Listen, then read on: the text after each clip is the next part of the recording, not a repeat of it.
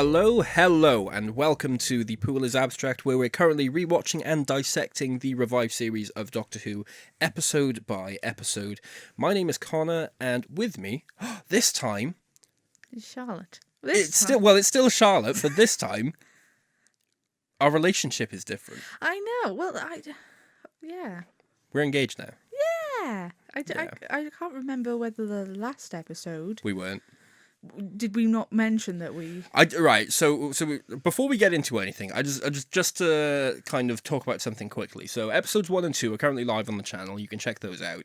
So this was a podcast that Charlotte and I wanted to start, and we recorded those episodes maybe about a year ago.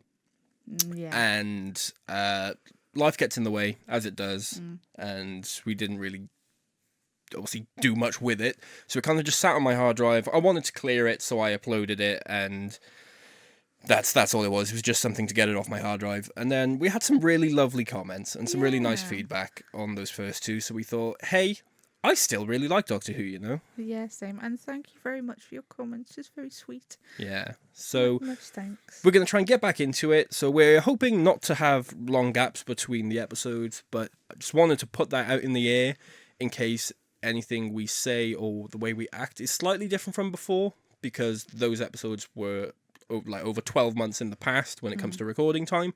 So I might have said something in that episode and I said, I'm sure I'll talk about this in the future, and then I might not, because my memory's not that good. Yeah, either that or a big thing to note is obviously over a year ago, the new series of... Yes, I can't remember which one. I can't remember if it was episode 1 or 2, but one of them, when I was listening back to it, I do seem to recall saying, I wonder if we'll see this in the new series. And obviously we've watched it now. Yeah, so... retrospectively that's weird, because I was listening back to that maybe a week or so ago, and then I thought, that's weird, because we've seen the series now. Yeah. And we're waiting for... We're currently waiting for the Christmas special, Joy to the World. We're recording this on the 1st of December. Yeah. So I don't know when this is going to go live. I want to try and get these out maybe on a weekly basis. Maybe every now and then we might skip a week. It depends purely how long it'll take us to record stuff.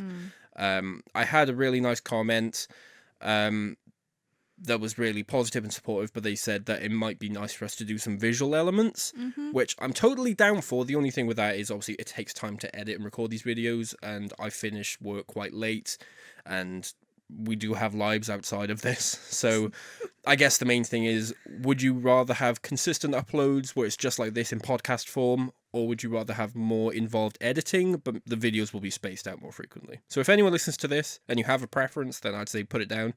Let us know in the comments, and we'll go from there. Obviously, the only other big change is, like I say, because the last episode was like a year ago, since then, Charlotte and I have gotten engaged. Yeah. Which Charlotte made a good point. She said, did we even mention that we were together in the last episode? I don't think we did. I just assumed people worked it out. Yeah. But I guess. Yeah. But that's about it. I don't want to dwindle on this too long. No. So should we just get straight into the episode that we're covering today? Yeah. So today we watched Series 1, Episode 3. It's called The Unquiet Dead. Aired on April 9th, I believe, 2005. Written by Mr. Mark Gatiss. I would say this is one of... It might actually be the most underrated episode of Series 1. Oh, yeah. This is, I think, probably... And I know this is a bit of a typical, hot take. But I think this is probably one of my favourite, if not... It's definitely in my top, 2 or 3. What, of this series? Of this series. I would probably say it's my favourite. But yeah, because, I think we spoke about this in our first episode when we kind of gave a brief rundown of, our relationship with the show. And we established you like the whimsy, fantastical elements more than the sci-fi or soapy ones. So the episodes that people often hold in high regard, episodes like Blink or Midnight or The Empty Child, they're really cool conceptually and executed technically really well. Where what you look for in the show and your favourite stuff tends to come more from the kind of action-adventure rompy style. The episodes that are more Indiana Jones-esque. Is that fair to say? Yeah, and I just love a historic. You do like the favourites, historicals. Honestly. Yeah. I just think they're so interesting. Obviously, it takes so much time to make a historic, to make it accurate. Yeah. I think I love them. I just love, seeing how they're written and how, sometimes dialogue is changed or outfits are styled, which we'll talk a little bit about that later on in the And episode, just overall, without going into anything like too specific, I think the historical elements of this one are pretty good. I think so too. It's not an episode that's like big on historical grounds. Do you know what I mean? It's not like we're covering a significant historic event. No. We're purely meeting a famous historical figure, but we're not actually like going back to see an event from the past. Do you know what I mean? So there's not as much pressure, I think, to get every other detail right.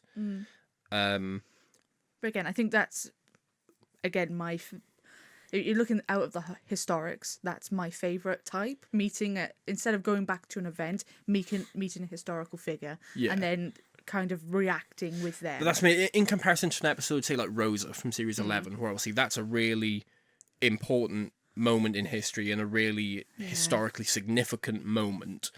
And you got to be really careful with that, because and I think it's because generally, it's such a strong and a very emotional episode. It's very difficult to change the tone to be a bit more. It's not rompy, is it? You couldn't, and if you did it a romp, it would be taken away. It would be kind of disrespectful, I think, as well. Yeah, with this one, we're not watching. Obviously, the historical figure in this episode is Charles Dickens. We're not necessarily watching him create one of his famous works. We're not watching him, in his final moments or whatever. We kind of just stumble across him. But I think overall, it's handled pretty well. I think Simon Callow is great. Yeah. We'll get to that when we actually get through that part in the episode. The only other thing I wanted to say before we actually dive into the plot is that this was my first ever episode of Doctor Who. This was the first thing I saw. I never watched Classic Who. This was the first episode of the show I saw. I remember it. It was the day after my birthday. I turned 6 the day before. I remember watching this on BBC One and being transfixed to the TV. Fair enough. I respect that. So I think this is underrated. I think this, along with Boomtown, are maybe the two underrated episodes in Series 1. This one maybe more so, particularly after this last viewing, because there's so many like subtleties that in this episode, in like performances and writing, that I really like. I think it's Mark Gatiss' best script. He's written countless times for the show over the years, and I think this is his best. But obviously, it being my first episode, it does kind of hold like a significant place to me as well. Yeah. Do you have anything else to say, like preamble wise? No, just roll on. Just roll on. Right, so we'll go through just kind of like the from the start of the episode. We'll just go through a kind of beat by beat. So obviously the episode opens, the cold open. We have Mr. Redpath in the funeral parlor, and he's grieving over his recently deceased grandmother. He's there with Mr. Sneed, who is the Undertaker. Mr. Sneed gives Mr. Redpath a moment to obviously grieve, and his grandmother wakes up. Yeah, and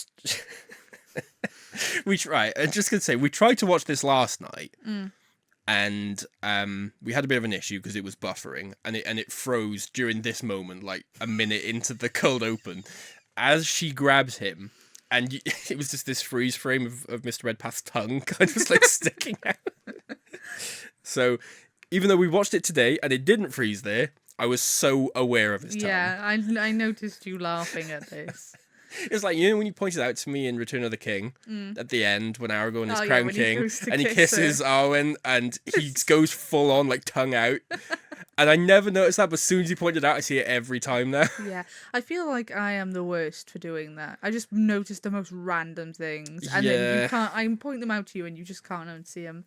Yeah, but anyway, the grandmother wakes up and she strangles him, and then Mr. Sneed comes back in. What are you laughing at? But in my notes, it comes back and he goes, "Oh no!" Just the thickest Welsh accent. Does he say something like "not again"? Yeah, he goes, "Oh no, not again, Gwyneth." I was just trying not to laugh. Like it's good because it's obviously before anything's said, it shows that Yeah, this isn't something that's happening it's a for the first time. non-expository way of saying that this seems to be a regular occurrence. Yeah, but it's just it's just a funny reaction. Again, obviously we've It's the seen accent, isn't it? I mean the accent as well. But it's so funny because if you hadn't seen this before and you hadn't put that together, it's just a very strange reaction to have. You know, even it's, you know, you would assume this. You think he's happened. really unbothered. Yeah, and it must have happened so regularly, because even if it only, you know, it happened like a couple of times, you'd still be quite freaked out, wouldn't you? But he's just so unbothered by it. It's like, it's such an inconvenience for him. Yeah. I mean, he says a little later, doesn't he? It's been happening for the last, like, 3 months, I think he Yeah, says. something like that. So, to be fair, I mean, they're in a morgue, so... Yeah. So I can imagine this has happened quite a lot. How many times in the episode does Mr. Sneed refer to dead people as the stiff? Oh, again, another note. Yeah. When he sees it, he says, where have you been? He's like, the stiffs are getting lively. I just can't. It's funny, I hate great. the Welsh accent in day-to-day life. Again, we live in Wales. Yeah. We're In South Wales, Yeah. where most of the show is shot. Yeah, and surrounded by a very thick accent. Yeah, so if I heard someone like Mr. Sneed in real life, I'd be quite annoyed, because I find the accent quite grating. But there's something... I don't know the actor. I don't know if he is Welsh or if he's doing an accent. I don't know. But either way, I find him very entertaining. I find every line he says, even when it's not a particularly important or necessarily interesting line, I find everything he says fascinating because of the way he says it. Yeah. So carry on. So Mr. Sneed comes back in and tries to obviously sort out the shenanigans that are happening. One of the notes I made was how weak the casket is. Well, funny you should say that, because I made a similar note in how strong Granny is. Yeah. So Mr. Sneed tries to put the cover on the coffin back on, doesn't he? Yeah, and she kind of like forces it up, and he can't do it. And she just hits him And with it. Yeah, she like knocks him with it, and he kind of like stumbles over, and then she just kind of, I don't know how you phrase it, but like kind of stretches out her arms and her shoulders and literally busts the side of the coffin open. Yeah, I guess we've all been there where we wanted to see a show that much. We've all busted out of a coffin. We've busted out of a coffin. Yeah, I respect that. But then she comes out onto the street and she kind of walks towards the camera and just. And that's our sting for the opening titles. That's our cold open. Yeah. It's fine, isn't it? As far as cold opens go. I think it's quite.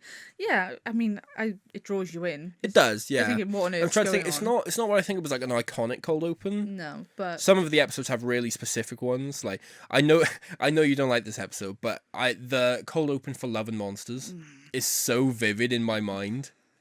Things are about to get scary.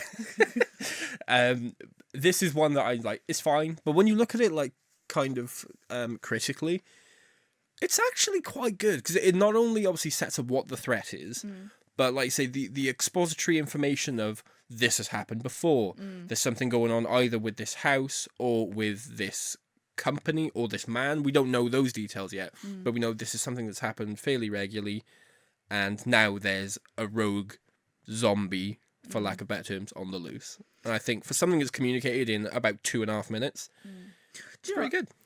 Also, again, I don't know whether this was the point or whether it just by chance, but I think it's very interesting that at the start of the episode, you watch Mr. Sneed light the candle, the gas candles, or the gas lights, I guess. Yeah, the lamps. With a match. So you're aware then, even if only subconsciously, that these things are around. To be honest, I hadn't even thought of that, but that's a really good point. Yeah, that kind of just sets up naturally through visual storytelling that they're there. That there are lamps there, so it's not like a convenient thing later. It's that was the very first shot of the episode. Very first shot, and I think it's really interesting. Again, I'm not sure whether that. I can imagine that's probably a choice they made to put that in frame for the first thing, so that you're aware of. Do you think? I don't want to jump ahead too much, but I'm assuming if anyone's listening to this, they've obviously watched the episode, so they know how these creatures work. Do you think Sneed lighting the candle obviously burning the gas that's coming out. Do you think that is what forced the Gelth into the body? Because it's established later on that obviously they're gaseous creatures, and Charles has the idea to basically flood the house with gas, and it will, like the doctor says, suck them like poison from a wound. Maybe by burning the gas, he's kind of forced the Gelth into the nearest vessel they could get. Maybe, yeah. Maybe I'm talking out of my butt. But Maybe it's tried to get into. Maybe. Yeah, Interesting though. Yeah. Cool. Yeah. But anyway, after the opening titles, which again, it's been a while, been about a year since I watched something from Series 1, I said to Charlotte immediately, this is the best opening titles. The music is so good in this era. It's probably nostalgia, but it's the perfect blend of orchestral and sci-fi bleep bloops. Do you know what I mean? Because like the era of the show, say in Capaldi's era, I don't love that theme music. Because I think it leans too far into the sci-fi, so everything's all like and everything's got like weird kind of noises. Where say I like the is it like the, how would you describe it? Like almost like the pulsing. Do you mean like the drums of the bum bum bum bum of the actual music? You mean? Like as it opens, it first starts. There's like I don't know how to describe. Do you mean like the sting before the music starts? I don't know. It's if anyone out there knows what I mean. It's like the horns I love. It's the horns in the orchestral step. The bit that goes, and they lean more into that in like Matt Smith's first series, I think. But like it's, I don't know. I just love this version of the theme, and I think it's my favorite, even if it is nostalgia. So after the openings, we come to the TARDIS. Yeah, so the TARDIS is shaking. Doctor and Rose are having a laugh, just coming off the events of the end of the world. They're aiming to go for Naples in 1860. Well, why are you laughing? To be fair, he was close. He was close. Closer than usual, but a typical Doctor cannot land. Yeah, but so I don't know whether this is the time to go onto this tangent. Yeah, go on.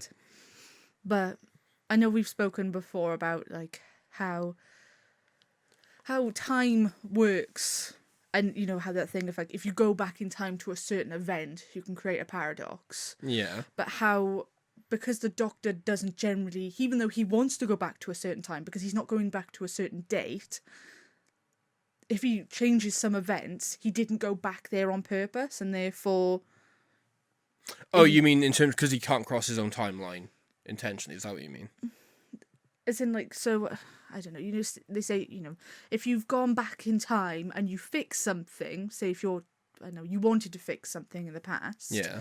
It creates that paradox of then that thing didn't happen, which didn't send you back in time. But because that's the bootstrap paradox. Yeah, but because he never goes back in time to a certain date, he just randomly goes back. I see what you mean. Yeah. So he never goes back with the intention to change something. No, nor can he go back to a certain date because he just can't get it right. Yeah.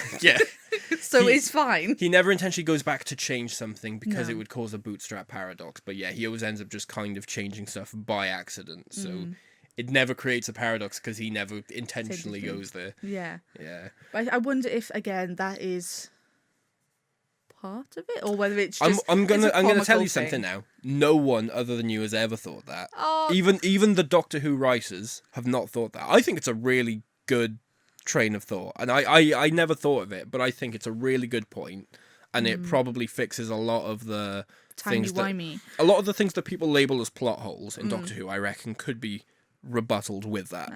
So I think that's a really, really good out-of-the-box thinking that I'm willing to bet no other Doctor Who writer, even someone like RTD, who is he's big in the nerd sphere, I bet he's never thought of that. It's just really interesting, though, isn't it? Just all that kind of thing. Because it being such a science fiction show, it's important to the story and to everything that I know in many cases it doesn't follow those rules, and it can't always keep in its same... do you know what I mean? Like, I love you just gave up on that sentence. I just gave up. Yeah, it can't always keep to the same rules because sometimes it's just not interesting. Sometimes it's sci-fi. Do you know what I mean? Sci-fi in general, anything sci-fi. It's really hard to stay. Yeah, it's certain it's rules. hard to be 100% consistent with the rules you set Yeah. up, particularly in the case of something like Doctor Who that's been going on for so long. Do you know what I mean? It's been running for over 60 years. Multiple, like, you know, hundreds of writers contributing to the show, different actors taking on the lead role, different companions, whatever, showrunners, producers. You're gonna have discrepancies. Exactly. Even the biggest nerds can't Yeah. keep up with all of that. You just kind of have to pick it. That's why a lot of people say, like, oh, I don't want to listen to the audio dramas or read any of the books because it can't be canon, because it doesn't match up with this and that from the show.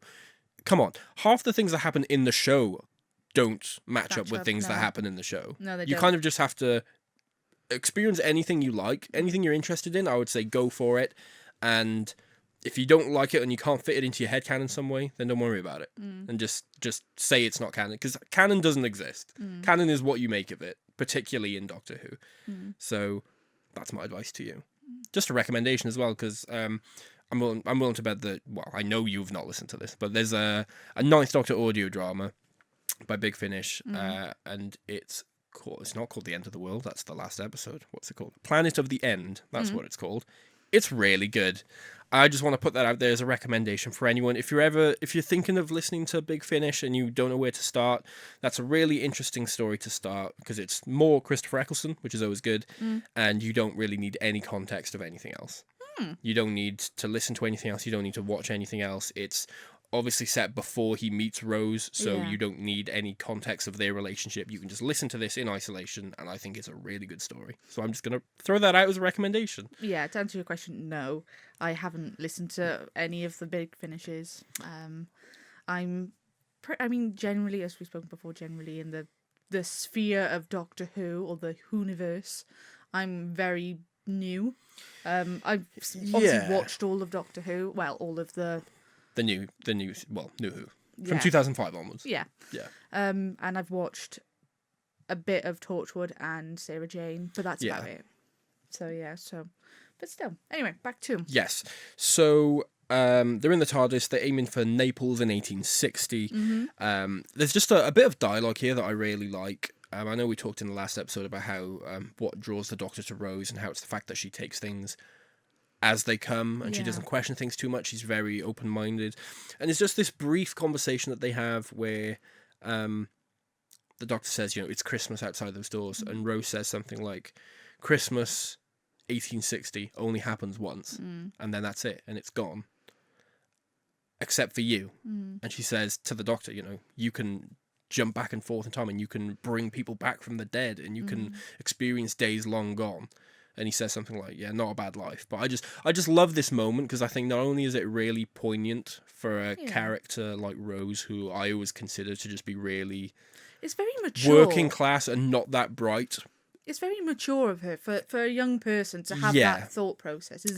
And I think that's another example, because you can tell, even though he doesn't say much in that conversation, just the way he's looking at her as she's talking about this, I think he loves the way she looks at the world. But even then, like that, there's the tension there. I know it's not, but isn't like she's so flirting with him, and I just... Do you ship it? Kinda, yeah. You can tell he loves it. I think from early on you can tell their relationship is... They have great chemistry, don't they? Christopher Eccleston and Billie Piper have really good chemistry. Yeah, but I think you could tell, even from the first episode, like Rose, to here, their relationship has changed so much already. Yeah, 100%. Because, I mean, in the last episode, in The End of the World, there's that moment, isn't there, where Rose has a bit of a wobble, and she says, oh my god, where am I? I'm, like, in space, in the year 5 billion, and I don't even know who this man is. I've just wandered off with some bloke. And you can tell by now already that they've got much more of a companionship, and they feel way more comfortable in each other's presence. Yeah. And they still have disagreements. Like, even in this episode, they have a disagreement, but she challenges the Doctor, which I think is unique, because in Classic Who that doesn't happen an awful lot. But you can tell that they already have a really strong connection. Yeah. But they go to leave, obviously, and the Doctor tells Rose, whoa, stop, you're going to cause a riot looking like that. So he gives her directions to the TARDIS wardrobe. Which I can't remember them. I can never remember them. She did, to be quite frank. Yeah, that's what I thought. I'm surprised she's by the bins. Yeah, we missed the deleted scene where he's literally walking her. He's holding her hand and dragging her to the wardrobe. It's something like 2 lefts, take a right, down the corridor, past the bins on the something like. I can't remember the whole thing, but yeah. This whole little section just makes me laugh, and just I think it's so interesting for multiple reasons. So he says that she can't go outside looking like that. You cause a riot, which is fair. Yeah. But he then doesn't change. Well, no, he does. He changes his jumper. He changes which his changes jumper. nothing. And also, again, I think it's very again wardrobe, which I think is very interesting of them doing this. Obviously, Rose has done this on her own. She's gone into the wardrobe on her own and just found stuff and just put it on. And it's so not historically accurate in any way at all. It has sequins, which were not created then until again, I guess if Rose picked... But that's what I mean. I think it's so interesting because obviously she wouldn't know this, so she'll know a rough silhouette, but the off-the-shoulder is really not a thing that they did in this era. They were very conservative, very, they covered up a lot. Yes. One, it was freezing, literally freezing at this time. So, but I think it's so interesting that not only he's like, you can't go like that, but I'm not going to give you any guidance. Just go find something. Yeah, just find something that seems semi what you think period appropriate. Is period appropriate. Yeah. I just love that. That's kind of cool because obviously I don't know anything about fashion, especially in like a historical context. So you tell me the outfit isn't historically accurate. I'm like, okay. Do you know what I mean? Like I can't argue with that. So fair enough. But then again, the fact that you can explain that, by just saying Rose picked her own outfit and she doesn't know. Well, that's the thing. It's like the skirt, I love that. The skirt is I would say probably pretty accurate. I mean, it's got the kind of styling, that kind of skirt underneath, but what she's wearing, completely not. Like the on top, the corset off the shoulder thing, just really not. And again, sequins, not around at this time. So again, it might be gemstones, but like diamantes, but I doubt it. I doubt them. Diamante. Well, not diamantes, but like diamonds or yeah. But I seriously doubt it. But I think it's very interesting that she's just found stuff and then dressed herself. And I think it's also cool because I can imagine that kind of thing around the period that this came out would be the off-the-shoulder thing would probably be kind of fashionable. Yeah. So she'd still look cool, but also like a little oldie worldy. I just think it's really interesting. I like it, but I just love the fact that, I think that's a little bit further on. But it's a cool observation, though, because, again, that's something that I never would have come to my head, because that's totally... And let's be honest, people that make Doctor Who podcasts, or people that talk about Doctor Who on the internet, big old nerds. I think the crossover between big sci-fi nerds that talk about Doctor Who on the internet and people who are into fashion probably isn't a big crossover. So that's why I'm really glad that I get to do this with you, because I think you bring not only to what we get out of the show is different, and you like different things about the show than I do, but again, it's those like fresh perspectives of things that it's not like, oh, you have a different opinion to me. You think about things that never even crossed my mind. Yeah. But I think it's, another note I've made here is, again, obviously, well, you would assume the Doctor knows what is appropriate for this time period. I know fashions, even in, fashions then was like fashions now. He probably knows to a degree, but I think there's also an element of him where he doesn't really care. Yeah. I don't think he actually thinks Rose would cause a riot, because there's a similar thing in the Shakespeare Code when Martha says, whoa, aren't people going to look at me funny because... I'm wearing like a leather jacket and jeans. Secondly, I'm black. Am I going to get carted off or something? Yeah. And the Doctor just says something along the lines of, "I just walk around like you own the place." It works for me. But I think he wants to kind of make it more magical. I think you're right. Yeah, that's what I mean. Yeah. I don't think he's actually saying people will lose their mind if you don't get it. I think he wants to make it a better experience for her, and I think he wants her to fully embrace the whole thing. And I just love that about their relationship. I do have a little note though. Yeah. So obviously you've said the time period of where they're aiming, and they're aiming for Naples. Naples, 1860. Very different styling in Naples. to what she was wearing. But you just think this was a good coincidence that she's like, well, you know, she didn't know what they were wearing in Naples, but she knew kind of styles around that era in Britain. Let's be honest, when you think of like 1860s, you're thinking, right, Victorian times. Let's be honest, I challenge anyone listening to this now, picture Victorian times in your head. You're thinking of London, aren't you? Of course they are. I think it's because it's, you say Victorian, I guess. Literal Victorian, yeah. But, you know, no one pictures, like, I don't know, France. Well, maybe some people do, I don't know. But I never think of France 1860. I'm always picturing, like, Gothic Victorian London. I think most, Brits would, because it's our history, so. But the thing is, we don't end up in London. No. We don't end up in Naples. We end up in Cardiff. Also, the Doctor's reaction, which I've put down, Doctor has the horn. Oh dear. Because, it's so sweet. Because he's like, you look beautiful. And then, and he's like, considering. And he's like, you're a human. And it's like, Yeah, do you think that's him saving face?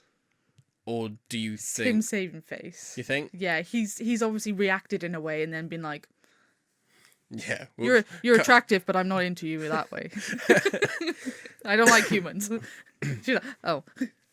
Sorry if I'm coughing a lot, by the way, guys. I have a bit of a dry throat, so I'm trying to move away from the microphone if it happens. But so they realise they land in snowy Cardiff. It's Christmas Eve, and it's not 1860, it's 1869. Nice. Close enough. Yeah. So then we cut to Gwyneth, who finds Mr. Sneed. Gwyneth is Mr. Sneed's servant. Yeah, like assistant. She's like, she's not a servant. Well, Rose calls her a servant girl later. Yeah, but I think that's he does say he does refer to himself as her master. I wouldn't say she's a servant. I think she's more like, regardless, she works for Mr. Sneed. She does, yes. Gwyneth is played by Eve Miles, who I think is very good. Not just in this episode, she obviously comes back as another character later on and goes on to star in Torchwood. So Eve Miles is our first recurring actor in the show, which is something I'm hoping to be able to keep a record of as we go through the episodes, and I can't wait to say, hey, it's this person. Remember them from this episode? Is she the first recurring character, obviously like companions or whatever, but in all Who at this point, or obviously in just do you mean the same actor to play a different character? No. Is she not?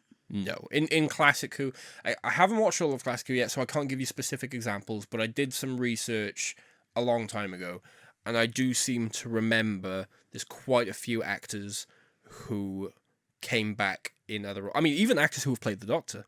We talk about Peter Capaldi, obviously, as the 12th Doctor, who also played Kay Kilius in Fires of Pompeii. Colin Baker, who plays the 6th Doctor, played like some random grunt, like a guard, I think, in like a 5th Doctor episode. Oh, I love that. And yeah, there's other, like, say, unnamed soldier number 3 who came back in a later episode to play General so-and-so, whatever. It's happened quite a lot. And in the Peter Cushing movies from the 60s, you did have Bernard Cribbins in there. Oh, that's an unexpected... You didn't know that? No. Yeah. I haven't seen those. We should watch those. That could be fun. Yeah, we'll see. Yeah, Bernard Cribbins is in those, and obviously he comes back in New Who as one of the Doctor's friends, we'll say. Yeah. So Gwyneth finds Mr. Sneed, and they kind of just talk about the situation. They say, this isn't the first attack. She says to Mr. Sneed, they need help. They need, it's getting a bit beyond now, she says. And this is when it's getting a bit beyond now. And they need to, try and nip this in the bud.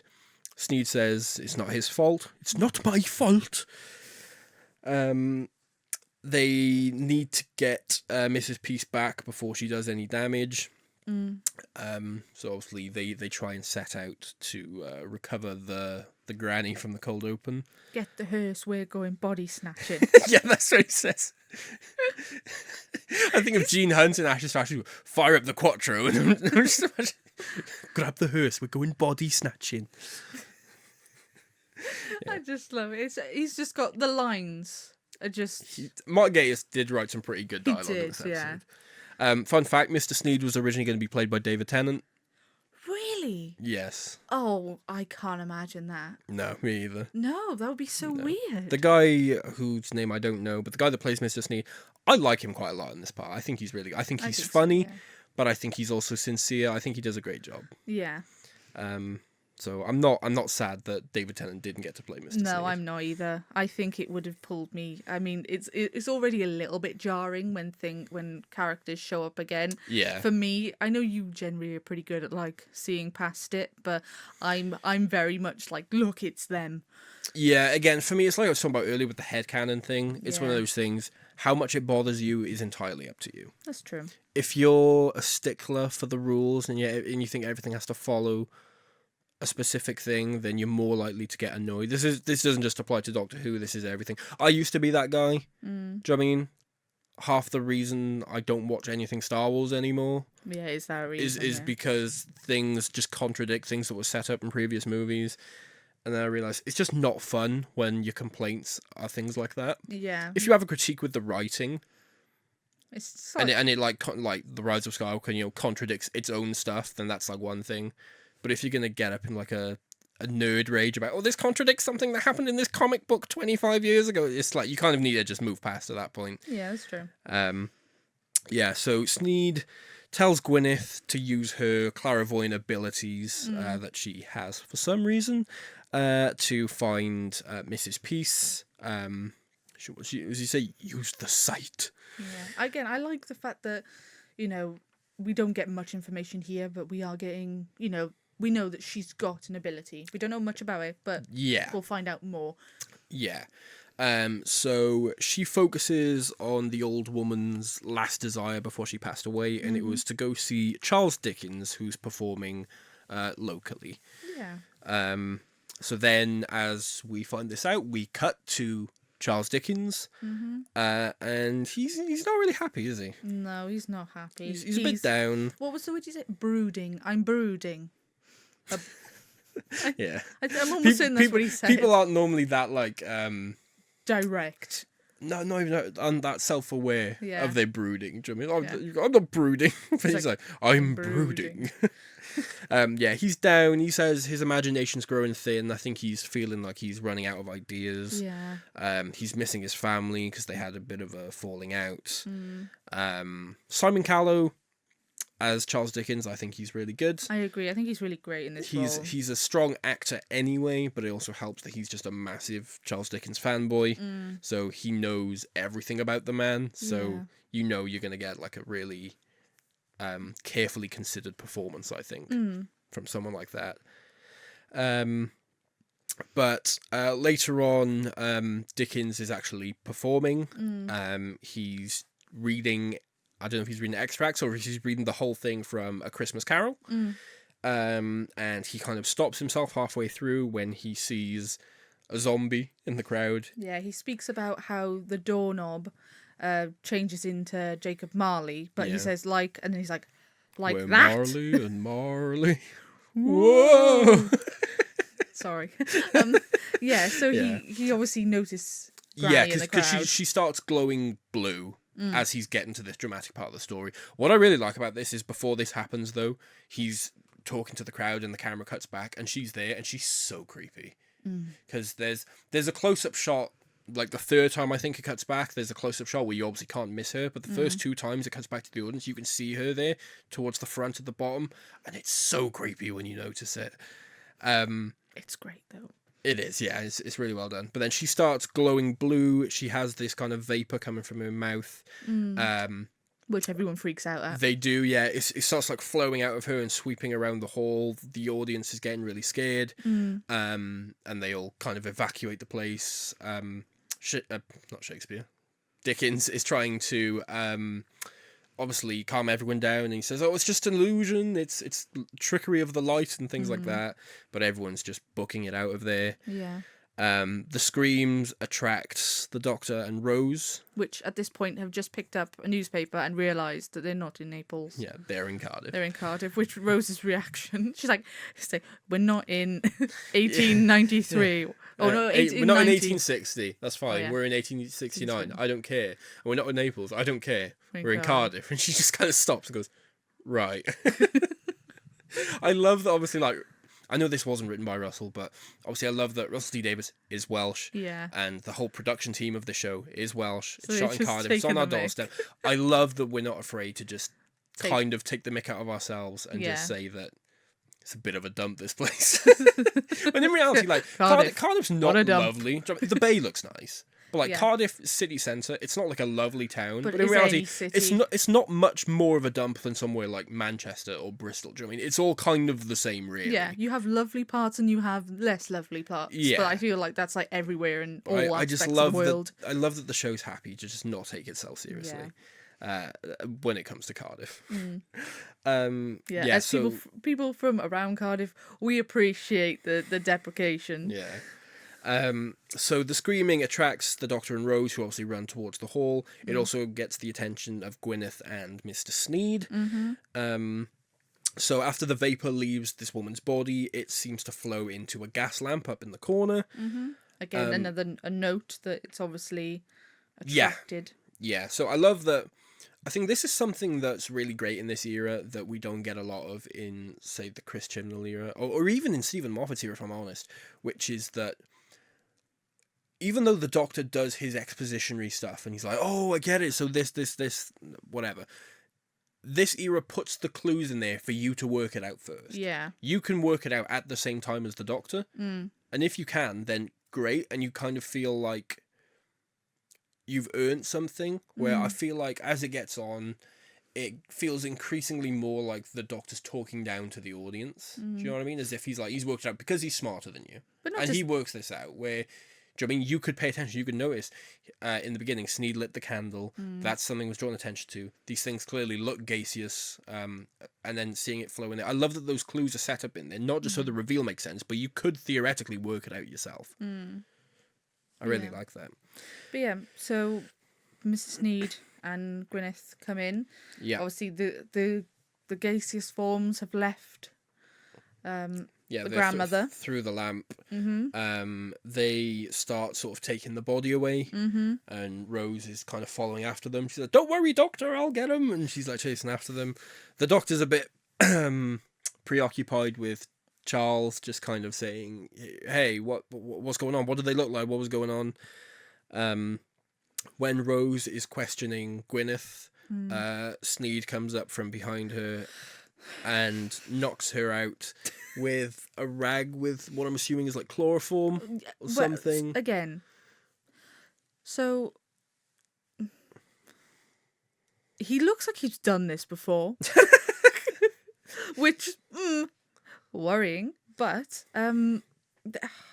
yeah, he's so quick. Why is he carrying it on him? And I don't know why he's carrying it on him. I guess as an undertaker, it makes sense for him to have chemicals like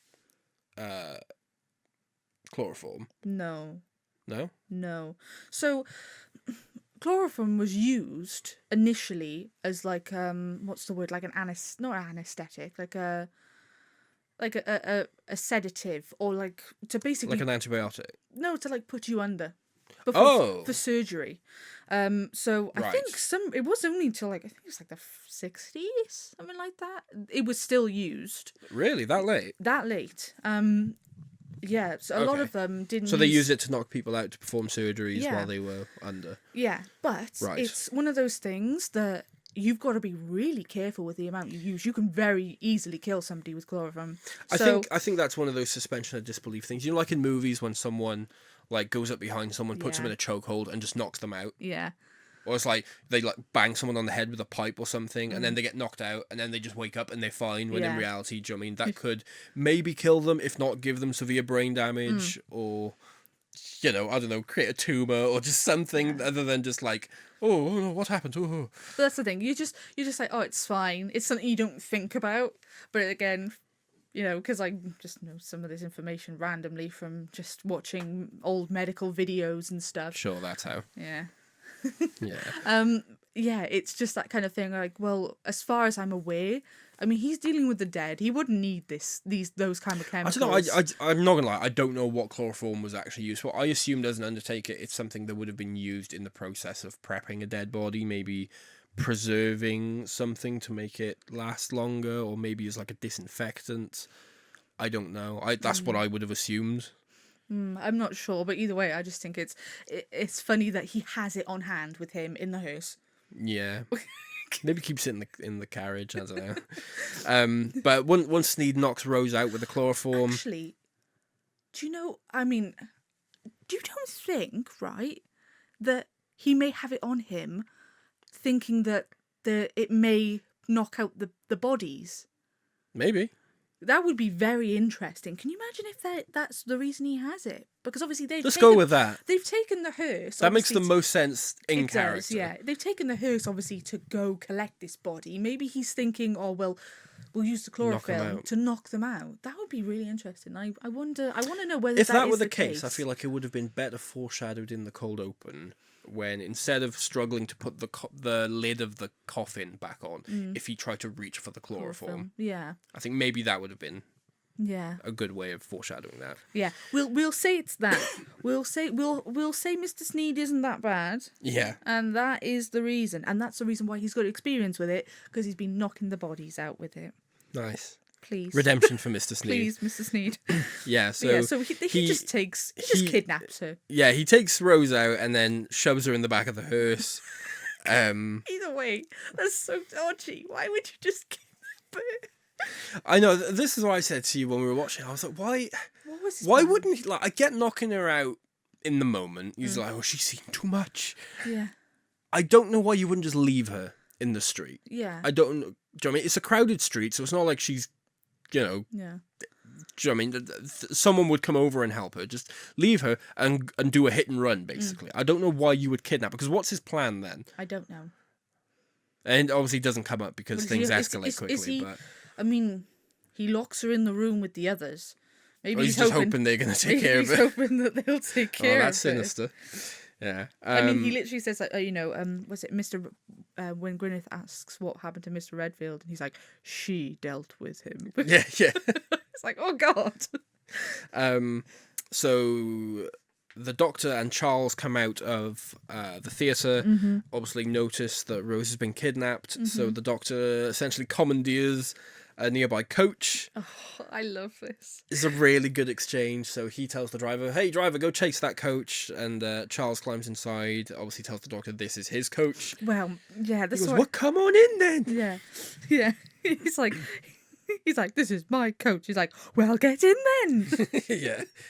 And they have this really lovely exchange. Yeah. Where initially, obviously, Dickens is kind of peeved by this whole thing until and the rider's like the rider, what would you call him, the driver, you might say henchman.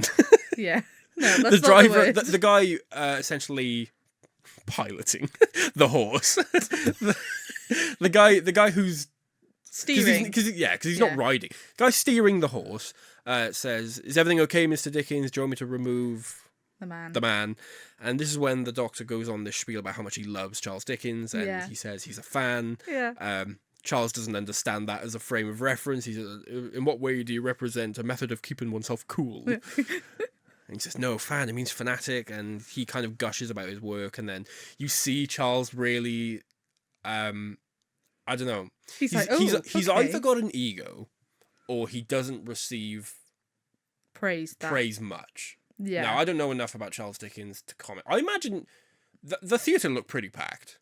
So I imagine it's not like a Van Gogh situation where like no one like, huge in his time. Yeah. So I assume he's probably just maybe got a bit of an ego, but yeah, as soon as the Doctor says like, oh, I love your stuff, then he's like, no, he can stay. That's fine. I know. He was like, no, he's okay. He's all right. Yeah, but I just love this exchange between them, because I think not only is it well written, but I just think Christopher Eccleston and Simon Callow are just both really good in their respective roles, and they have a really good chemistry as well. I also like the line when the Doctor's explaining what's happened, and and he says, "What in the Shakespeare is going on?" Yes. It just made me chuckle. I was like, "This just is so silly," but I like that. Yeah, that famous thing because What in the Dickens? Yeah. Yeah, I love that. I love that. Yeah. So Rose wakes up in the funeral parlor, as some gas kind of swirls around the room and once again takes over. This time, Mr. Redpath's body, and he climbs out of the coffin. What? Again, it just makes me laugh. I love this episode so much. The fact that I've written here that Rose assumes that these are other people who have also been kidnapped. Yeah. She's like, "Are you alright, sir? You're right." Do you want to know my one note from this sequence? What? Throws vase. She just yeah. It just makes me laugh so much. I know she wouldn't have known, and I guess it is really the only other excuse you could think of as to why there's two people in here, and all of a sudden they've come to life. You just assume, well, they put me in here as well. They must just be kidnapping people. But so Dickens and the Doctor rock up at the door. Gwyneth doesn't want to let him in. But I love how in charge Dickens is here. He's like, get the person out of the house. Don't be silly. The dead don't because die. by all means, he shouldn't have much authority. Do you know what I mean? Because he's a poet and a writer, but he's not like a lawman. He's not a police officer. He doesn't have any power really, but he's so in power. Does that make sense? He's always so in control of the conversations he's in. He knows how to use language, and maybe it's again a reflection of the difference between the status of men and women at the time. I don't really know, but yeah, he, like you say, he's very in control of this conversation. I wonder whether the Doctor's conversation of saying how much of a fan kind of give him that little confidence boost, that ego boost. Yeah, that's kind of be like, It's funny though, because this little spiel that Dickens has, I feel like in any other episode that would be the Doctor. Yeah, it would. Where the Doctor's kind of just chilling at the back. He's just watching. The only thing the Doctor says in this entire scene is, "You having a problem with your gas?" That's like all he says. I think the Doctor very much in most of it kind of takes a backseat in this episode. I think he does, yeah. He's just watching people do stuff and just enjoying it. He's just enjoying himself, and I like that. Yeah. But yeah. So the two basically force their way in, and the lights start flickering.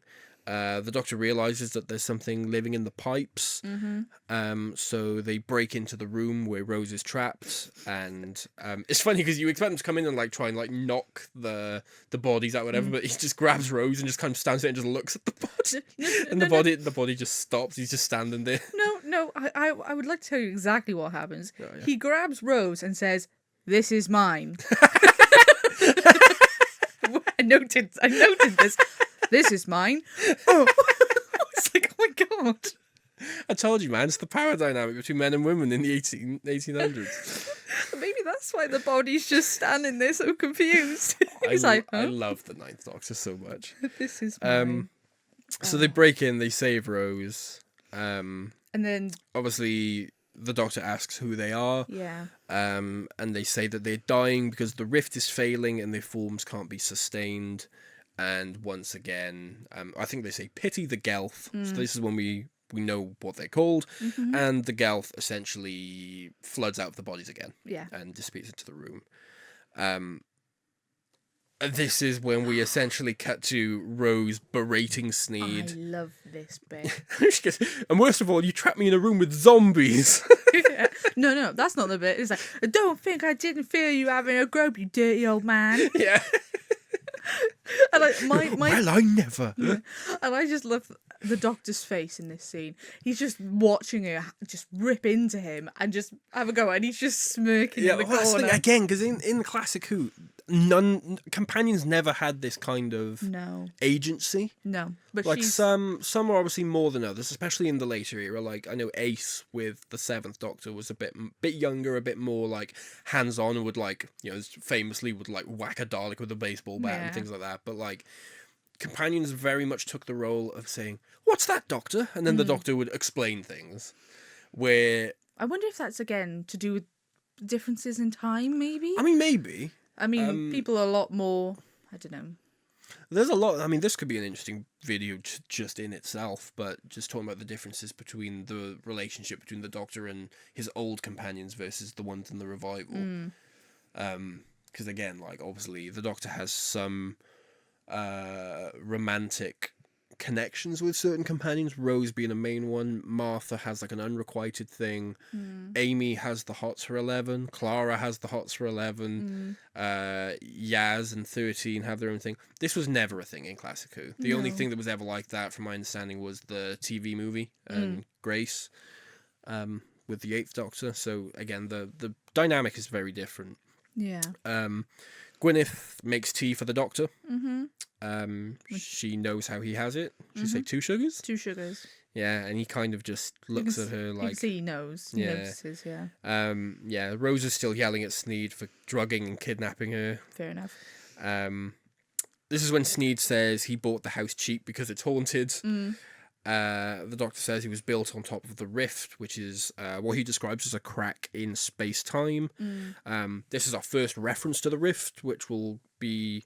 come up a lot. Yeah, it'll be a pretty significant point later on in this series, and also later on in series 3 as well. And Torchwood. And yeah, it's the entire premise for Torchwood. Yeah. Yeah, so the rift is kind of like a big deal in this era of Doctor Who, and this is our first sort of reference to it. So this is when the Doctor's kind of explaining what the Gelth are without fully knowing himself, but he's explaining that they're entities from across the universe. Dickens is obviously skeptical. I really like the fact that he's skeptical, because Well, he's a very intelligent but very literal man. He's a man without being like a scientific figure in the way that like Isaac Newton is. Dickens would definitely be a scientific mind. Do you know what I mean? He wants the physical proof in front of him before he will believe something. I just think it's good to have that grounding kind of figure, because obviously everybody else is very used to this. So to have him have that, he's conflicted because he's trying to, say in his mind, well, it's a trick of the eye, or it's somebody's... Yeah. He's clinging on to any excuse to make this not be the case. Yeah. And I love that even though the Doctor was gushing over him like 5 minutes ago, he snaps at him. He says, "Oh, you saw it with your own eyes. If you're going to deny, then just shut up." Yeah. And I love that he's not so one-dimensional that he's like, "Oh, the Doctor loves Charles Dickens, so he just..." And that's it, and he lets him get away with everything. Like, he will still stand by his morals and still tell him to shut up. And he apologises later. Which I like. But the 9th Doctor feels like such a well-rounded character to me. Yeah, so the Doctor says that obviously dead bodies release gas when they decompose. It makes them ideal sort of vehicles for these gaseous aliens. Dickens says that if that's true, he's spent his life fighting against injustice in what he thinks of as like the real world. Which again, I think is such a cool thing to bring up. Yeah, he says, it's all been for nothing. And I do wonder how much of this is Mark Gatiss researching and writing, and how much of this is Simon Callum knowing the way that Charles would think about things. Well, that's the thing, because obviously I'm sure most people would know the reason The Christmas Carol was written. Yeah. So, obviously he, as a boy, dealt with, basically his dad... Marley and Marley. Sorry, go on. Yes, he did. No, obviously as a boy he dealt with having been shipped off to a factory because his dad was imprisoned for basically gambling money and losing so much money. Yeah. And then as he got older and got his money, he realised that the work conditions were so bad that he basically created the Christmas Carol just to kind of, what's the word? Basically peer pressure and make those who run and own the like these workhouses feel so guilty, and they didn't want to be Scrooge, so they just gave money. It's kind of a, and I just it's kind of a gaslighting way of getting people to be more yeah. I'm sorry. Yeah, it's kind of like a way of getting them to be a bit more self-reflective, Yeah. and think about the way they treat other people. Yeah. But I think Particularly, obviously, in the case of Scrooge, his workers. Yeah. But obviously, it's applicable to everybody. But exactly. But it worked extremely well. I mean, it works on me. Whenever I watch The Muppets Christmas Carol every Christmas, They're like terrible Scrooge.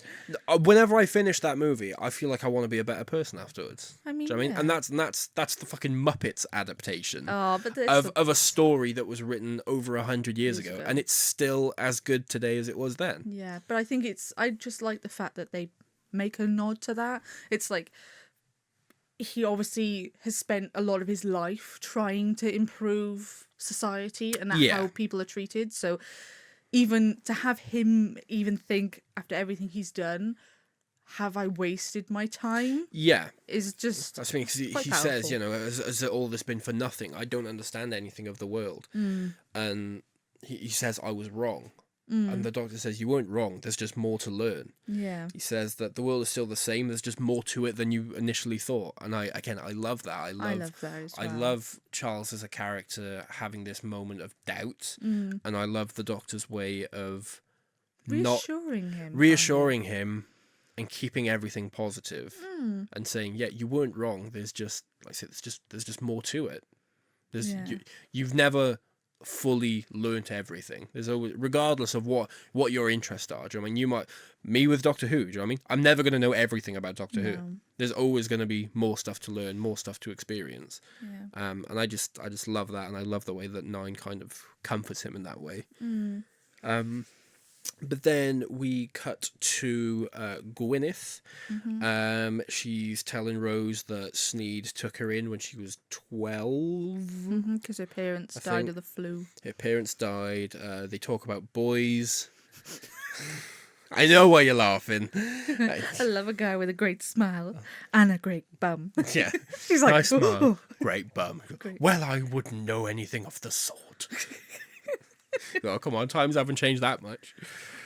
Yeah, I love how, you could obviously say, I mean, many people were quite reserved in this time. I love how Rose is able to kind of entice that talk. Well, that's the thing, because they kind of allude to later that Rose thinks that she's stupid. Not as a stupid person, but obviously because she's naive to the world, I guess. It's an older time. Yeah. Do you know what I mean? They don't understand everything yet. They don't have the advancements that we have, so she doesn't think she's like a stupid person, but she clearly thinks she's not as intelligent as she is because of as a product of when she grew up and when she lives. Yeah. But that doesn't stop her being caring, empathetic. She doesn't look down on her. She brings the humanity out of her, because Gwyneth is she's very prim and proper. She's a representative of Mr. Sneed and the organisation. That's why when she answers the door to the Doctor and to Charles Dickens, she has this very proper way of speaking, proper manners. And Rose kind of teases that bit of humanity, that girl out of her. Well, that's the thing, because even when Rose obviously says not bad, but speaks ill of Mr. Sneed. Yeah, she's like, well, that's not fair, because he's looked after me. He took me in. Yeah, and it's like, even then she's, do you know, he doesn't treat her that well. Do you know what I mean? Because she does work a lot. I mean, she is paid, but I think she still understands. What was it? £8? £8 a year. She would have taken 6. I would have been happy with 6. Yeah, which Rose's face was like, what? Yeah. So Gwyneth is talking to Rose, and she's kind of looking into Rose's life and kind of sees the future. And she says, so many people, everyone's busy with barely anything on, for shame. There's metal boxes, birds in the sky. Wait, the birds are metal as well. People are flying. Metal birds full of people flying. And this is when we get our first reference to... well, not our first reference. There was one last episode as well, but this is when we get this episode's reference to Bad Wolf. She says the big bad wolf, and she backs off, and that's when she kind of like snaps out of this almost trance that she was kind of in. She apologizes, and she admits she's got these like psychic powers that seem to have been getting stronger. Yeah, and that's when we get this reveal that the Doctor's kind of been in the room for an unspecified amount of time. One thing to note as well, again, foreshadowing, this is a point when obviously Gwyneth speaks about her parents have passed away, but she also mentions that Rose's dad has passed away. Yes. And obviously later down the line this comes to play, but I think it's very interesting for, to set up so this. Yeah, just a little comment. Because I don't think, obviously, we know from the first 2 episodes that Rose lives with her mum. Her father's not in the picture. We don't know So why. we know that, but we don't know why. I think naturally you would assume divorce. Yeah, or maybe she was a single mum, maybe. Yeah. But yeah, this is when we get our first... yeah, you find out what, he's passed away. He passed away. We don't know why, we don't know how that happened. But he's not in the picture. He passed away when she was very young. Yeah. So the doctor says that her abilities have been getting stronger because she grew up in a house over the rift. Yeah. And he says she's the key and they're going to have a seance. Yeah. Charles isn't happy about it. No, he thinks it's balderdash. Which if I would too. I mean, maybe I would have a different perspective on it if I saw, the gas leaving the zombie and all that stuff. But just the idea of seances annoy me quite a lot. I'm not going to get into that because that ends up being a religious discussion. But no. I think it's interesting. But yeah. Yeah. So.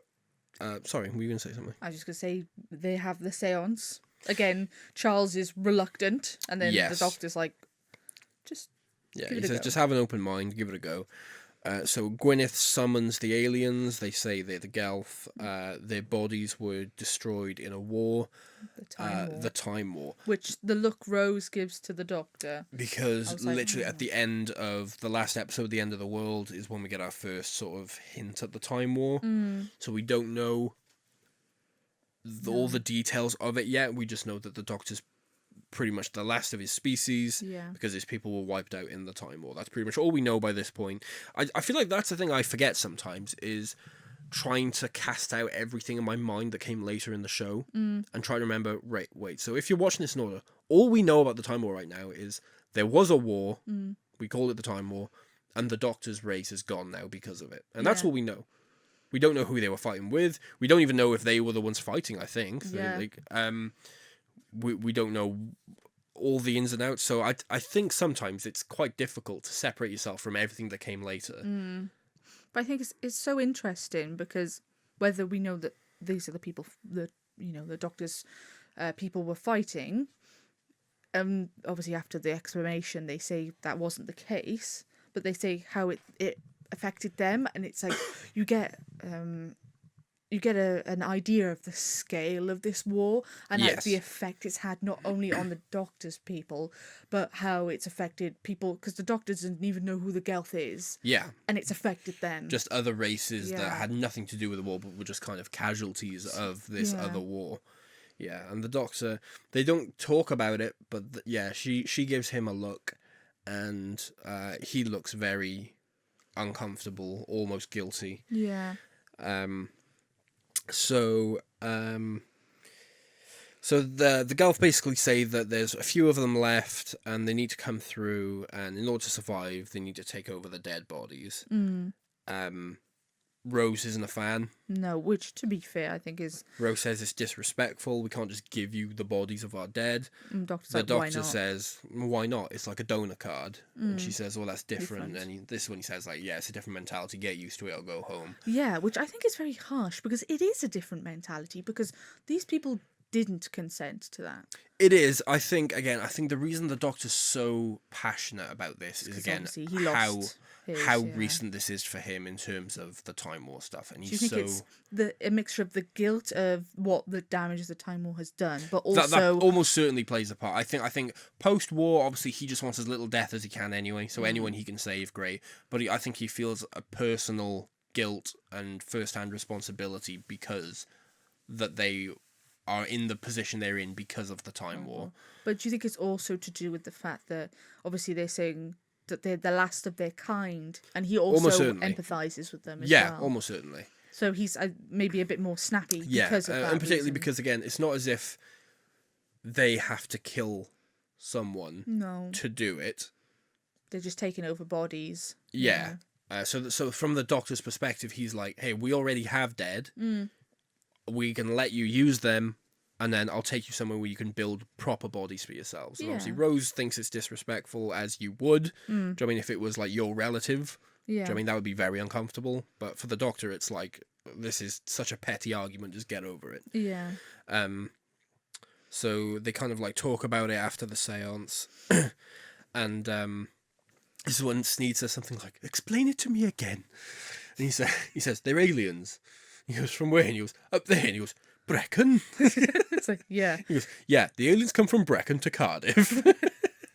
So I love how, again, he doesn't even make a joke about it. He just rolls it. He's like, yeah, okay, yeah, they come from Brecon, they've come to Cardiff, and now they need bodies. Goes, aliens, like foreigners, yeah.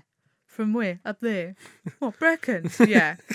I love how he's just like, I can't even, I haven't got the energy to speak to you about this right now. Sure, whatever. It makes me, stuff like that makes me realise how tight this script is. It is so good. No part of this script feels like it's just there for flavour text. Everything is moving the pace along, but it also, at the same time, it doesn't feel rushed. Yeah. Because there were some episodes, Power of the Doctor, Jodie's last episode, where so much is happening in that episode, but it all just feels like, and then this happened, and then this happened, and then this happened, and then you're just like, whoa, give us a minute. Yeah, it's nice that downtime. Yeah, quite a bit of this episode is downtime, and it's just characters talking, but it adds none of it feels wasted. Yeah, I agree. Yeah, that's, again, the get used to it or go home. That's when he says that to her. Yeah. And I just think it's quite harsh. But also, I love the fact that, obviously, Gwyneth, after this seance, has taken a lot out of her. She passes out, and then Rose is caring for her. Yes. And then, obviously, that conversation then they have about, she's like, oh, you think I'm stupid? And she's like, that's not fair. But Rose is trying to protect her.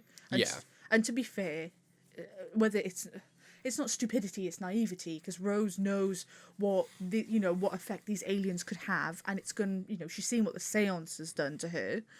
So she's like, I know how this could affect you, and I want to protect you. And I think it's very sweet. This is what I mean when I talk about how efficient this script is. This is what I mean. So when Gwyneth says, you think I'm stupid, Rose could have said, no, I don't. She said, that's not fair. But she says that's not fair. And I think that line of dialogue says a lot, because I think if she said, you think I'm stupid, and she says, no, I don't, I think that then implies that Rose genuinely thinks Gwyneth is unintelligent.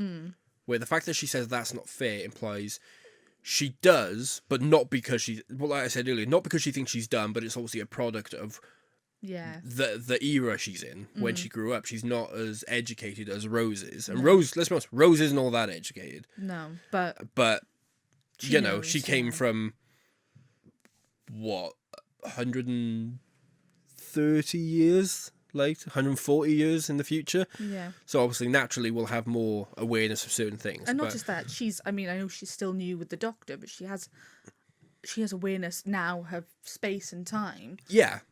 And what's out there, where, do you mean which she wouldn't have a few days prior. No. But again, the fact that she just says, that's not fair, instead of, no, I don't, I feel like that one line of dialogue gives you all that context. Yeah, I agree. It's just a very, very good, tight script, I think. So this is when they're making their plan, essentially. And they say that Gwyneth is going to stand at the spot of the rift in the morgue, which is the episode, that's the moment where the Doctor asks, where's the weak spot. I can't talk today. Where's the link the weakest? Where's like the spot in the house where most of the activities happened?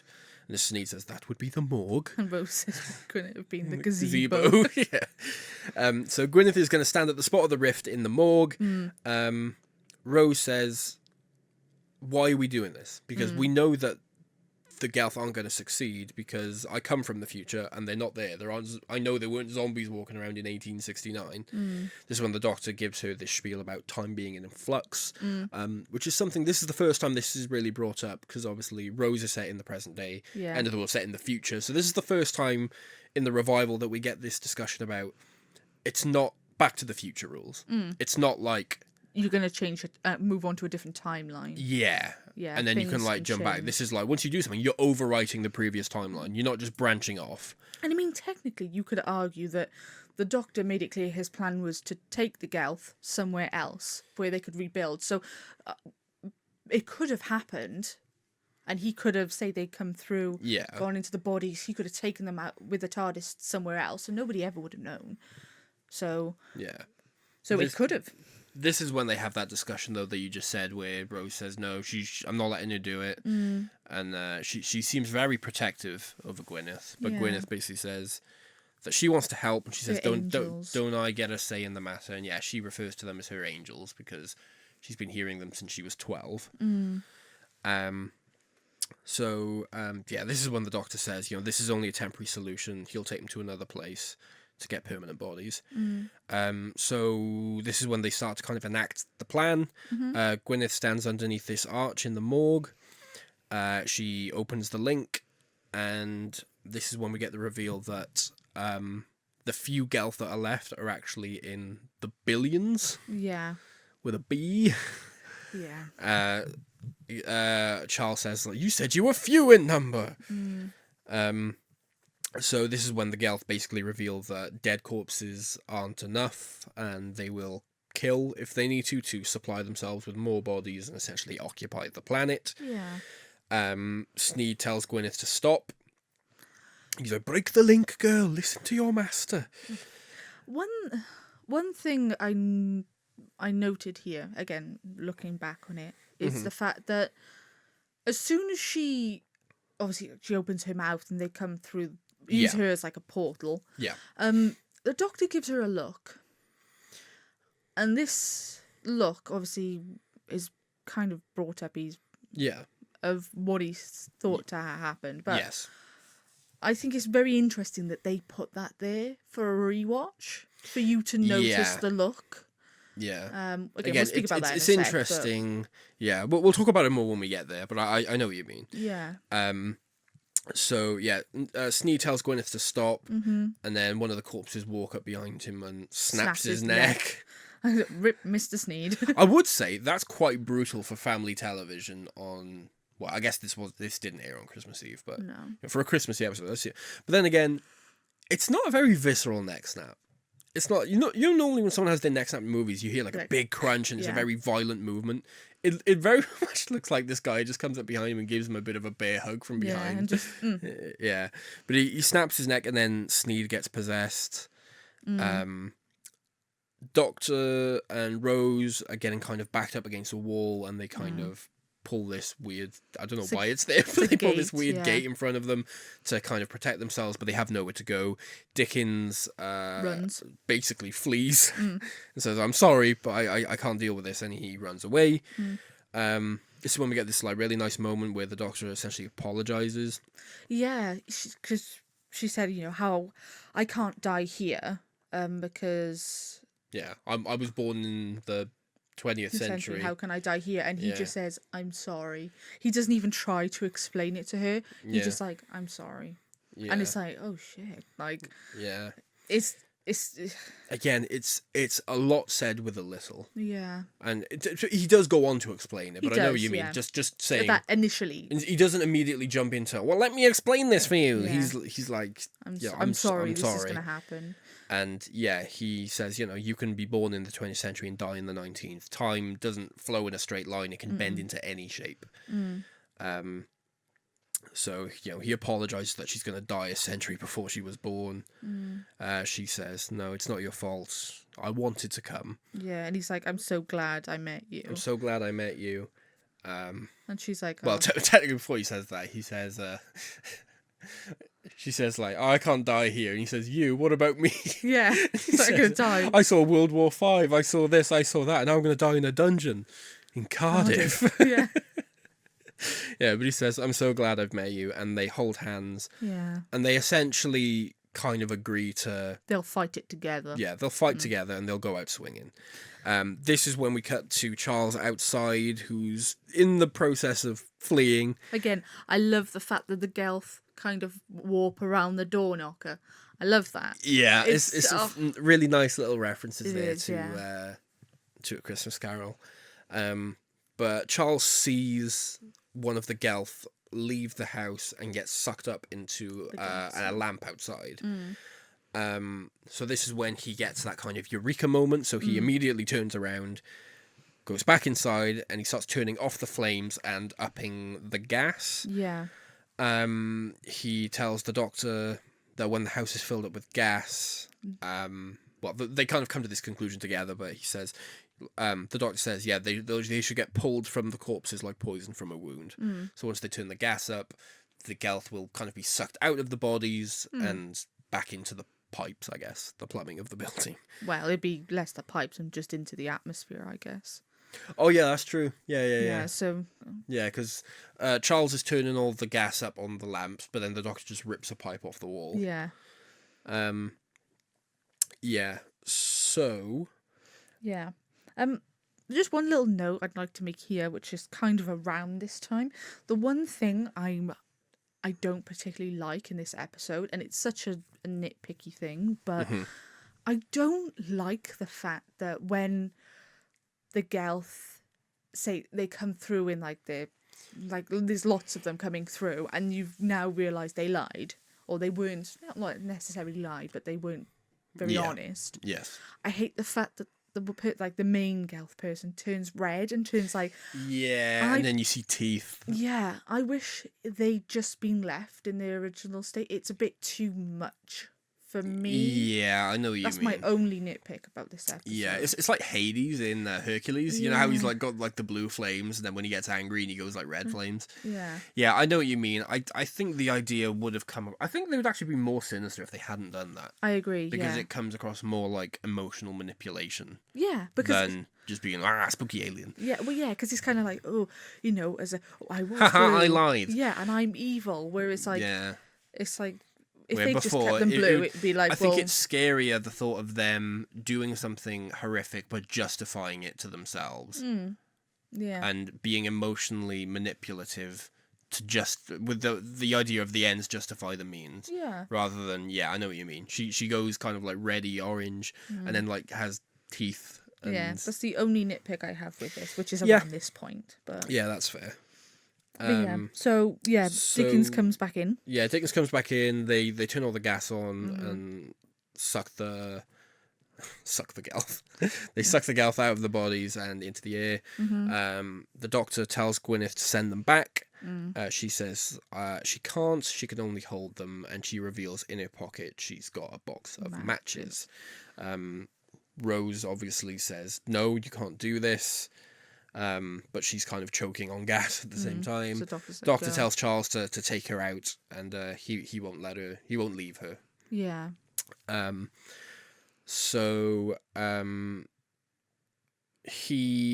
doctor essentially asks Gwyneth to leave the Gelth to him, and he sort of reaches out and touches her face, and this is when we kind of get a reveal. I guess he tells Rose a bit later, but he checks for a pulse. He checks for a pulse, and he feels that she's cold to the touch. And you can literally see he checks her pulse, and you can literally see his face like drop a little, and it's like it's so well acted, so well acted. That moment is like. You know instantly what is going on. You know instantly what he's noticed. Yeah. So he wanted her to leave and give him the matches so he could blow the house up, essentially.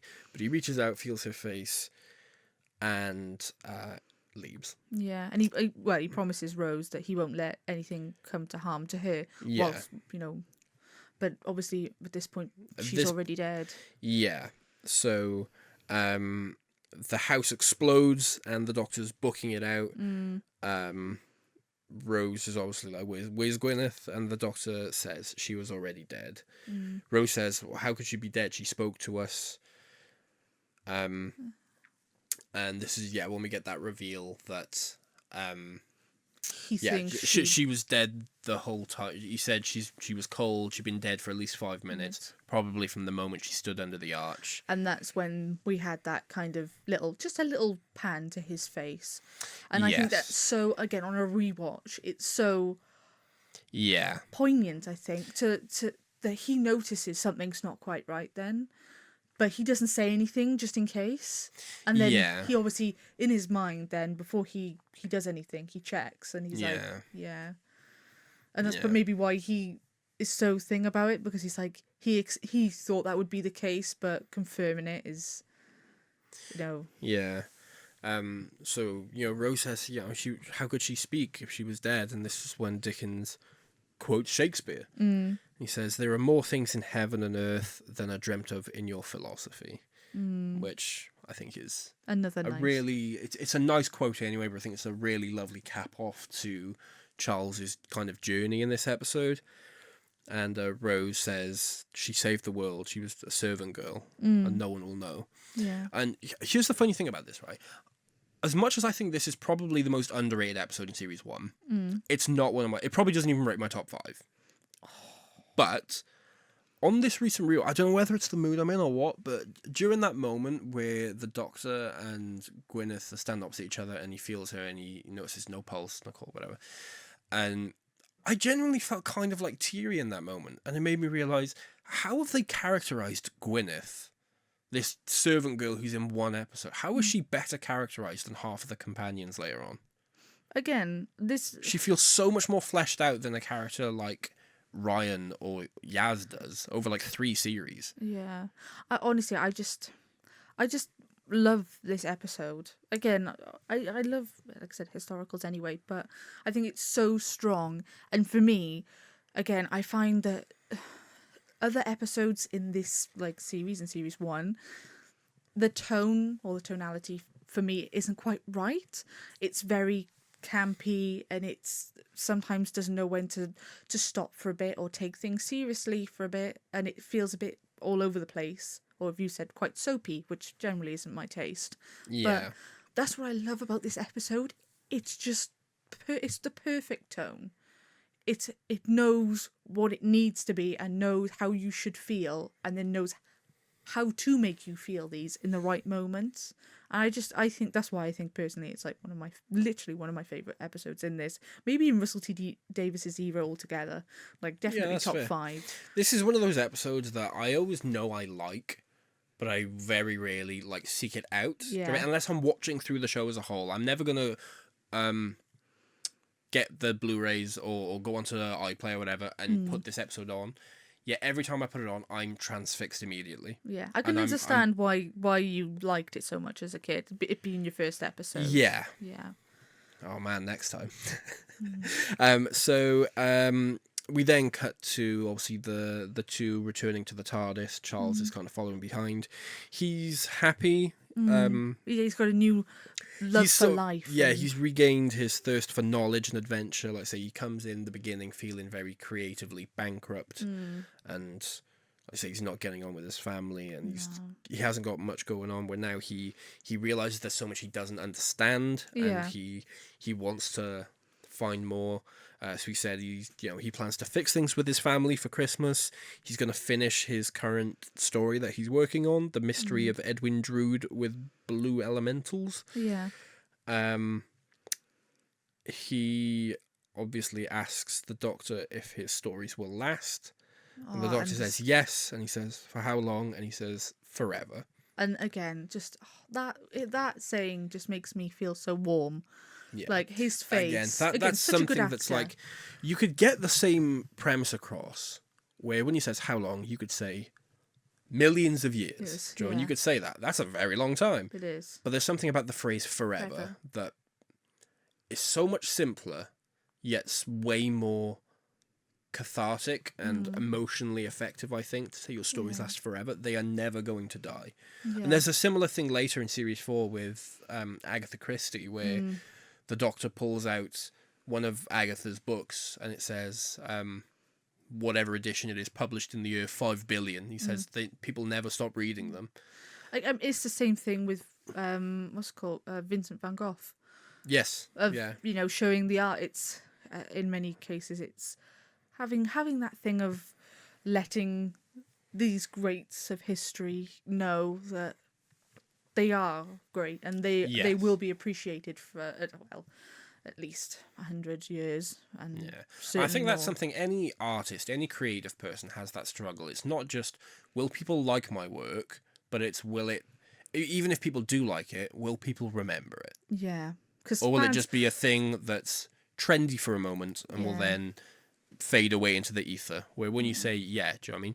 Charles Dickens died a long time ago. But when you say his stories, not only in book form do they still last, I mean, people still go out and they buy A Christmas Carol and Oliver Twist. People still read those now, but those stories get adapted into films, and those films will get remade into another film. And I mean, the story, even though certain things change every now and then, even when you're watching the version with the Muppets, it's the heart of that story is still there. Do you know what I love about this episode? He basically has a Scrooge moment. Yeah.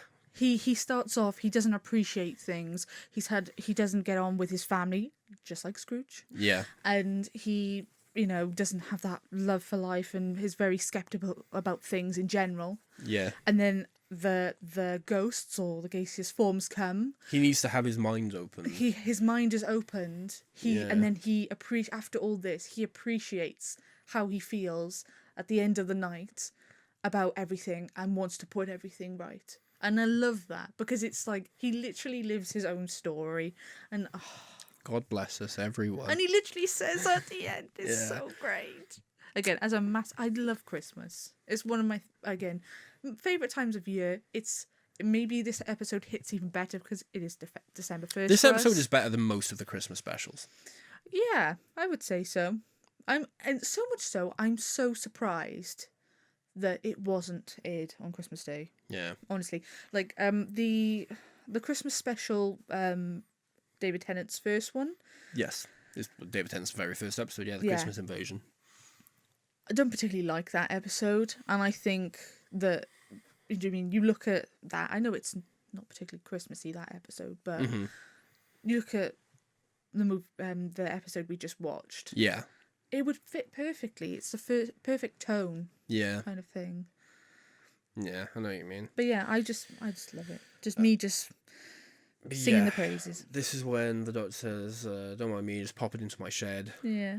Rose gives Dickens a kiss. He's, oh, how modern. Yeah. They pop back into the TARDIS. Rose asks, is this going to change history? What? I just love the fact that he's like, what, both of you? And he goes, down, boy. Yeah. Rose asks if this is going to change history. Is he going to, go write like a bunch of extra stories now? And this is when the doctor says, no, unfortunately, Charles dies the following year. He never releases that book. He never releases that book. And she says, oh, that's so sad. He was so nice. But the doctor says, yeah, but they made him feel more alive than ever. Yeah. In that moment when he was at his lowest, they made his last year one of his best. Yeah. And they gave him that thing of to go and help him go back to his family and put things right. So yeah. Which is sweet. It's so sweet. I love it. Yeah. And they say, well, the doctor says, we'll give him one more surprise. And this is when, obviously, the TARDIS fades away. Yeah. And he just giggles. His entire reaction is to just turn around and laugh and walk away. At the beginning of the episode, he would have written it off as trickery, an illusion. But now, with this new thirst for knowledge, he literally just laughs. Yeah. He's so much joy of realizing there's so much he doesn't understand and there's so much more to learn. And I think that's really nice, yeah. And this is when he says, God bless us, everyone. And that's it. I love it. And not only that, I love the fact that it would have been so easy for them to have that be the moment where he decides the idea to write the Christmas Carol. I think that's what you think going into the episode, don't you? But they don't do that, and I appreciate that so much, because it's like, no, he had the mind to write that. Yes. And he had other reasons to write it. Again, that's something I feel like Doctor Who loses as it goes on later, where they make, especially, I'd say in the Moffat era onwards, where they kind of lean into the Doctor being this kind of like godlike figure that's been holding humanity's hand all along. And so it's like, every significant historic event, Doctor did it. Yeah. Great Fire of London, Doctor did it. Yeah. Titanic sunk, Doctor probably did it. Yeah. So, yeah, I love that thing of Charles had the mind to write this story. Yeah. Anyway, he didn't need this experience with the Doctor to help him write. No. And that's what I really like about that. But yeah, that's essentially the episode. Just before we wrap up, I just have some random little bits of trivia I thought I would just share with you. We actually have 3 working titles for this episode. Yeah. The worst one. Here we go. Also the best one, but the worst one is My Name's Dickens, Charles Dickens. Oh god, that is terrible. Yeah, that's terrible, isn't it? Well, I thought you were going to put like the Stiffs. That's the worst. Oh man, what a missed opportunity. Body Snatcher, that's what it should have been called. Body. Do you know, That sounds like a tortured episode. I was thinking this. I'm surprised it wasn't called like Body Snatchers or something. Yeah. The other 2 titles were The Crippingwell Horror and The Angels of Crippingwell. I don't mind the Angels of Crippingwell, but Yeah. It was The Unquiet Dead is also kind of like a whatever title. yeah. I like this episode a lot, but I think The Angels of Crippingwell is probably a better title actually than The Unquiet Dead. But yeah. The Hungarian title of this episode, and I'm gonna butcher this pronunciation, it's Testrablok, I think, which translates to body robbers. Well, yeah. Yeah. And I just got down just some random filming locations. We obviously got the new theatre in Cardiff. Yeah. Which we went to not long ago. Yeah, we did. To watch Horror. the Rocky Horror Picture Show. Which was great. Oh, the people there were insufferable. We had these women in front of me, and my God, they just would not just stop talking and shouting. And yeah, they did block your view quite a bit. She had this massive hat on, and bear in mind, I'm 6'5". Yeah. And I was sat down, and I couldn't see anything. I had to keep sort of leaning left and right. It's just the worst people to be sat behind. You do have terrible luck with that, I will say. Yeah, I know, right? But yeah, I was like, oh, look. Yeah, it's the new theatre, and the streets were filmed in Monmouth and Swansea. Ah. Not even. I love how they always film in Cardiff, and they say it's London, and then when they actually go to Cardiff, they don't film in Cardiff. I know. Literally, because I'm surprised they didn't do the new theatre. Like. Not from the outside? Yeah. Maybe it's too on the nose. Yeah. I'm just trying to think, like, how logistically would it be difficult to get that shot of people like fleeing there? Not just that. I mean, closing down one of the busiest streets. One of the main roads in Cardiff. Yeah. Yeah, literally a bus route. But also, I guess it would be quite hard to disguise new theatre is old, but the buildings around it are not. Yeah. So I can understand to that degree. Like, yeah, it would be more historical. It'd break the illusion a little bit, wouldn't it? Yeah. So this is the point where I would normally say, "What do you think?" But I feel like we've. Can you guess? Yeah, I think we've kind of been pretty open about it. I think we both like this episode a lot. Yeah, I love this episode. Like I say, Mark Gatiss is first. I love Mark Gatiss. He goes on to write some okay stories and a couple bad stories. His next story is one of my least favourite in Russell's entire era. What is it? The Idiot's Lantern. See, I don't mind that one.